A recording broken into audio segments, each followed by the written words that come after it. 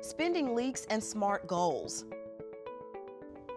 Knowing what you spend your money on is an important part of setting up a budget and can help add to your savings. In this video, you will learn how to find your spending leaks, learn to find the difference between things you want and things you need, and learn how to set financial goals for yourself and your family. Track spending leaks. Spending leaks are small amounts of money that are spent on non-essentials that add up over time. Examples of spending leaks are bottled water, coffee, and ATM fees. Looking at where your money goes can help you see where you can cut back. Use the spending leaks handout to track how you spend on small expenses that don't seem to add up to much.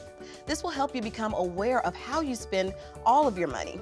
Having this information will help you decide if you want or need what you're spending your money on. Wants versus needs handout. Recognizing the difference between things you need and things you want is important to help you manage your money. When you understand what you really need, you can set spending priorities and avoid temptations. Once you set your spending priorities, you might find that you have more money to save. Over time, you may find that you or your child's wants and needs change. They are not the same all the time or for everyone. Your wants and needs will differ from those of your friends and family. So how do you decide what is a want and what is a need?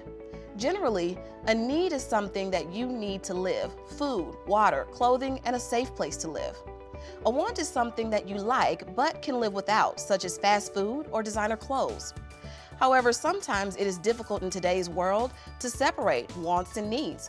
For example, it would be almost impossible to have a job if an employer couldn't contact you. While a phone may be a need, a top-of-the-line cell phone would be considered a want. Without clear rules about needs and wants, it can be a challenge to make the decision. Consider the following questions. Can I live without it? Will I miss it next week? Will I miss it next year? Is there a reasonable alternative? After considering these questions, talk with your family to determine what your collective needs and wants are based on your income and life today. Smart goals. Now that you have found where you are spending your money and made decisions about things you might want and things you might need, it's time to begin planning for your financial future by setting goals. This is a major part of personal development for you and your family.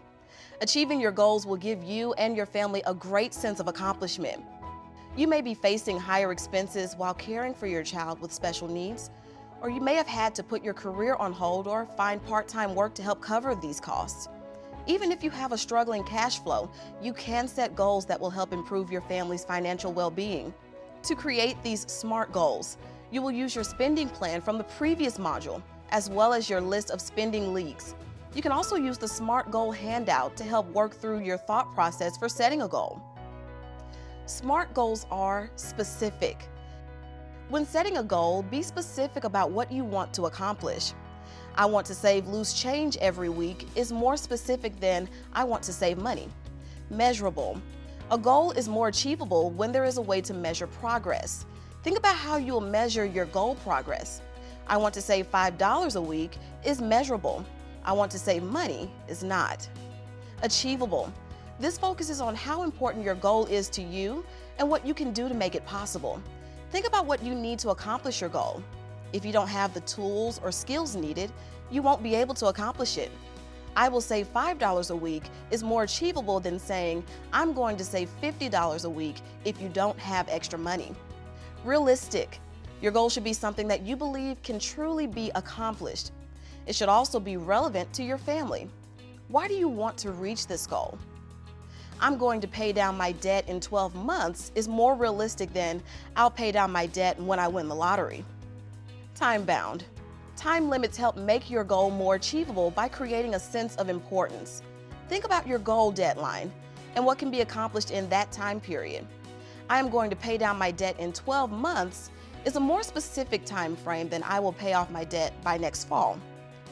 Dealing with a new diagnosis of your child's disability can make it difficult to think ahead of your family's immediate needs. At some point, you will need to think about, plan, and set goals for the future.